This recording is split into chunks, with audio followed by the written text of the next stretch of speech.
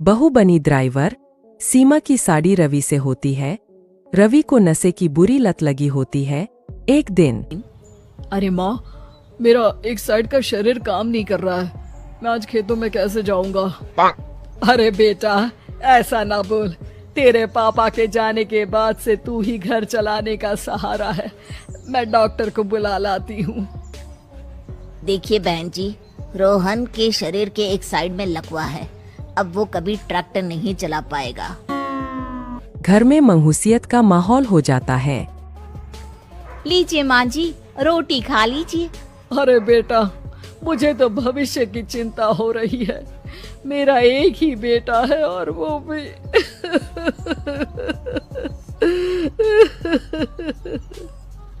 माँ जी, आप चिंता न करें। जब तक ये बीमार है मैं खेत जाकर काम कर लिया करूंगी। वैसे भी नशे के कारण इनका शरीर काफी कमजोर हो गया है। अगले दिन सीमा खेत में जाकर काम कर शाम को घर लौटती है। ये ले बेटा, पानी पी ले। कैसा रहा काम का पहला दिन? माँ जी, काम तो ठीक है, लेकिन मैं अगर ट्रैक्टर चलाना सीख लूँ ना तो काम और भी आसान हो जाएगा। अरे बेटा, दुनिया क्या कहेगी कि औरत होकर ट्रैक्टर चला रही है। माँ जी, या तो हम दुनिया देख ले या अपना घर, कोई बात नहीं। जब ये ठीक हो जाएंगे तो सब ठीक हो जाएगा। अरे बहू, जरा बाहर तो आना। जी माँ जी। बहू, तेरे मामा जी आए हैं, तूने बुलाया था ना? हाँ माँ जी, वो मामा जी ना आज से मुझे ट्रैक्टर चलाना सिखा। सीमा मामा जी से ट्रैक्टर चलाना सीखती है। वो मन लगाकर खेतों में काम करती है। और एक दिन माँ जी, पता है इस बार पूरे गांव में सबसे ज्यादा फसल का उत्पादन हमारे खेतों में हुआ है।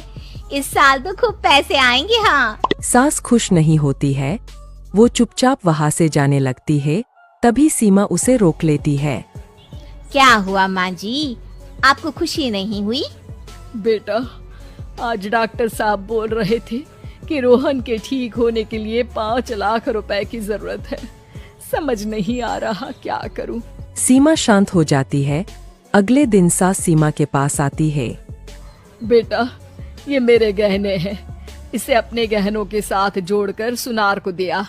जितने पैसे हो ले आ। डॉक्टर को आज ही देने हैं। सीमा अपने गहने और सास के गहनों को लेकर दुकान में बेचकर पैसे लेकर घर आ जाती है। माँ जी, सिर्फ 3 लाख रुपए का ही इंतजाम हो पाया है। बाकी के पैसे कैसे आएंगे?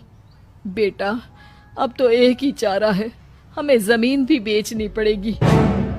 माँ, खेत बेच देंगे तो खाएंगे क्या? अरे बेटा, कोई दूसरा चारा भी तो नहीं है। रोहन ठीक हो जाए तो वो मेहनत करके इससे भी बड़ी जमीन ले लेगा। सास बहू मिलकर खेत भी बेच देते हैं। अब पूरे पैसे लेकर सास डॉक्टर के पास जाती है। डॉक्टर साहब, ये लीजिए सारे पैसे। बस किसी तरह मेरे बेटे को ठीक कर दीजिए। आपका बेटा ठीक तो हो जाएगा, लेकिन 6 महीने का समय लगेगा। सास बहू सोच में पड़ जाते हैं कि अब तो कोई जारिया भी नहीं रहा जहाँ से उन लोगों की कमाई हो। अब कमाएंगे नहीं तो खाएंगे क्या? माँ जी, मेरे माता पिता ने लड़की होने के कारण मुझे ज्यादा पढ़ाया लिखाया नहीं, लेकिन ट्रैक्टर चलाना सीखकर मैं कुछ काम करने के लायक तो हो ही गई हूँ। अरे बेटा, ट्रैक्टर अब कहाँ चलाएगी? खेत तो बिक गए हैं। माँ जी, मैं किसी और के खेतों में दिहाड़ी में काम कर लूंगी।